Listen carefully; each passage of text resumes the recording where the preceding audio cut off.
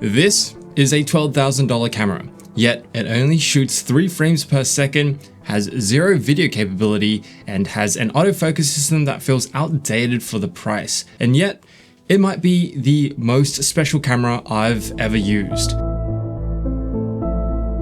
It is Hasselblad's flagship camera, the X2D II 100C, and together with this insane 35 to 100mm XCD lens, it is an absolute masterclass in design and photography. So after 3 months with it, I want to share what this camera does differently, what it actually feels like using it, and how it changes the way you take photos. So just to be clear, I didn't start with cameras like this. I started with whatever I could afford, Sony Cybershots and the trusty Canon 550D that I still have today.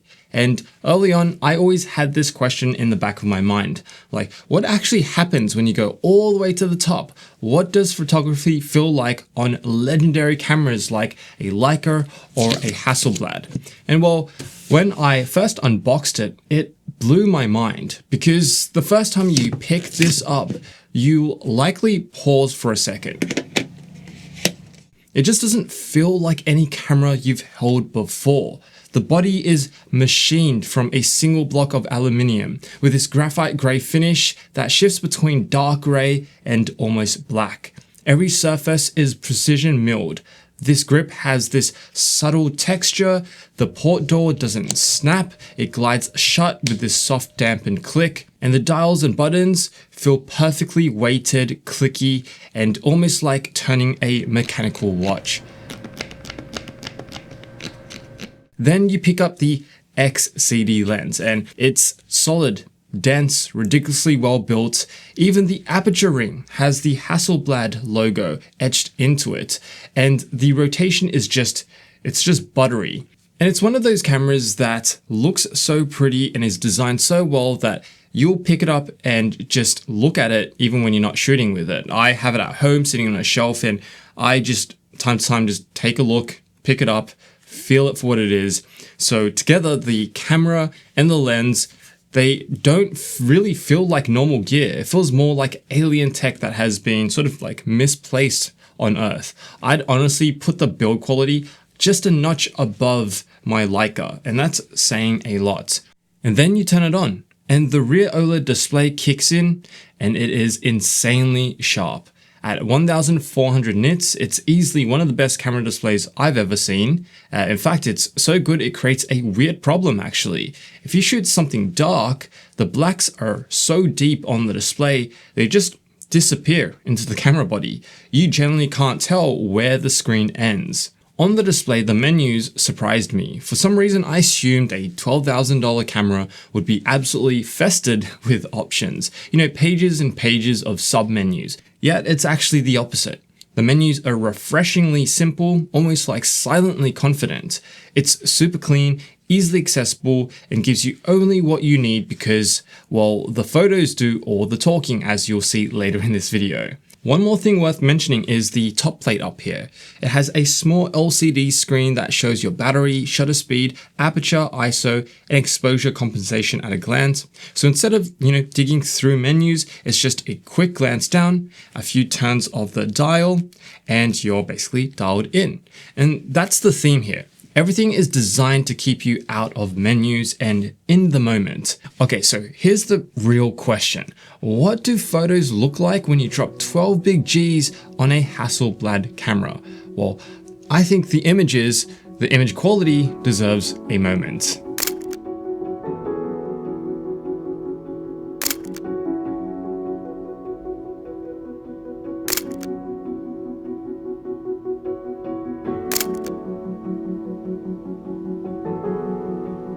Now what you're seeing here are unedited shots straight out of the camera, showing off Hasselblad's color science, 15.3 stops of dynamic range, and end-to-end HDR.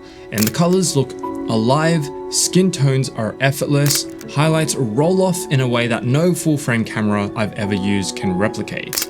Then there's this three-dimensionality to the images a separation between subject and background that goes beyond just depth of field. It's kind of hard to explain.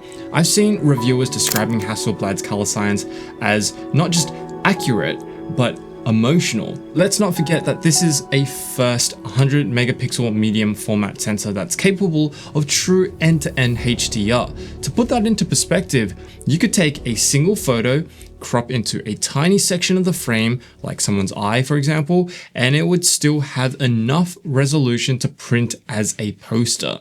The amount of detail the sensor captures in this is almost absurd.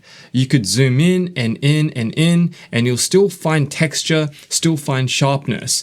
It's the kind of resolution where you start noticing details you didn't even see with your own eyes when I'm capturing the shot. And speaking of cropping, one of my favorite features is the inbuilt X-Pan crop mode based on Hasselblad's legendary X-Pan film camera.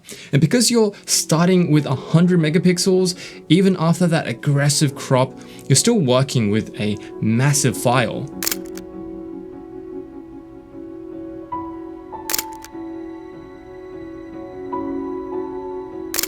The images have this incredibly cinematic, widescreen quality, almost like film stills.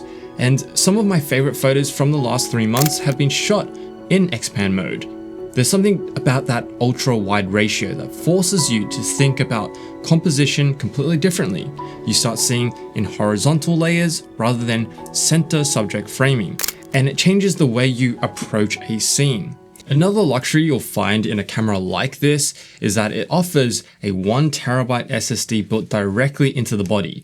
Not an SD card slot, not a CF Express card slot, a full solid state drive, the kind you'll find in a MacBook just sitting inside this camera. And the write speeds are actually quite ridiculous, up to 2,370 megabits per second. That's faster than most external SSDs people buy.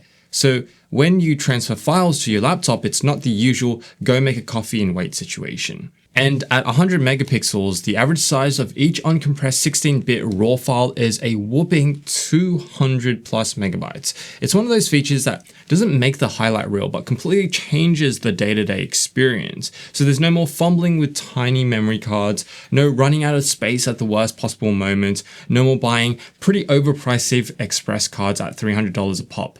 The 1TB SSD inside here always is just there.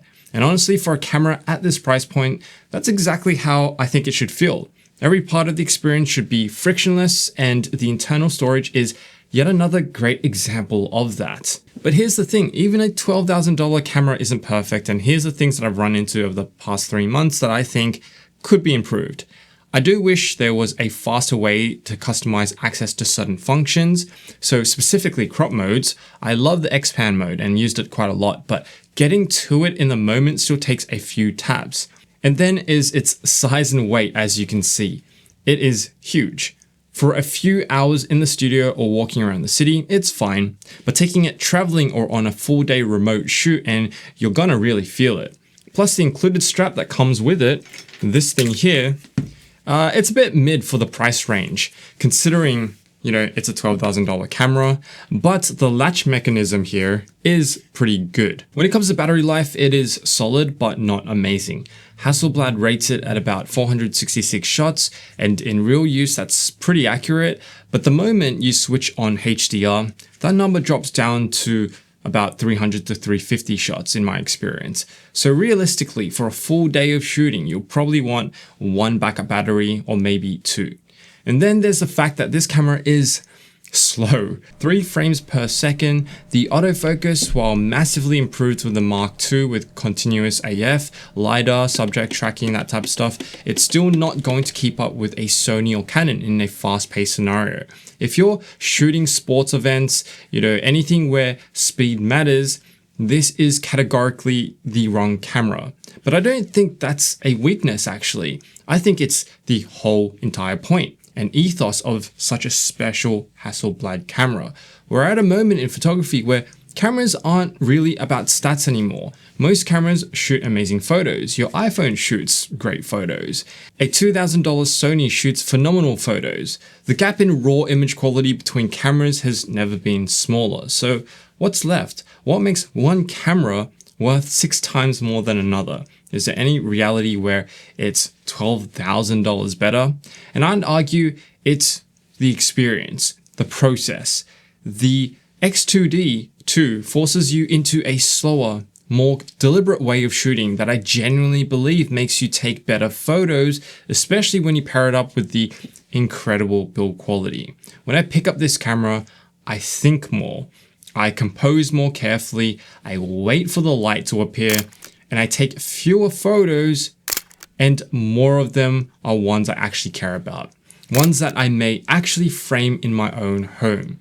So in a world that I think is getting more progressively AI generated, where anyone can create a photorealistic image with a text prompt, there's something genuinely meaningful about a manual, deliberate tool like this because it's authentic, I think. And the cameras like the X2D II are actually starting to lean into this with cryptographic content credentials, the ability to digitally prove that an image was captured by a real camera and a real photographer in a real place at a real moment. So a $12,000 camera, is it worth it? And honestly, in a purely rational sense, probably not. You can take incredible photos on a camera that costs a fraction of this. But the X2D II isn't really a rational purchase, obviously. It's a more philosophical one, I'd say. It's a commitment to a slower, more intentional way of seeing the world. It's choosing craft over convenience. It's picking up a tool that has 84 years of heritage behind it and saying, I want to care about every single frame. It's the same reason why people, choose to buy a manual Porsche 981 over an EV, or wear an older mechanical watch over an Apple Watch, or, even buy my beloved Leica Q3 right here. These are just really high-end tools that really make you feel the passion and the project that you're working on, or just your hobby. And after 3 months, I can tell you this, it hasn't gotten old at all. I love picking it up every single time. It still feels special every single time. The way, the sound, the way that the images look when they come off that sensor. It makes me want to go outside and, see the world through this lens. And in a world full of distractions and shortcuts, that might be worth more than any spec sheet can measure.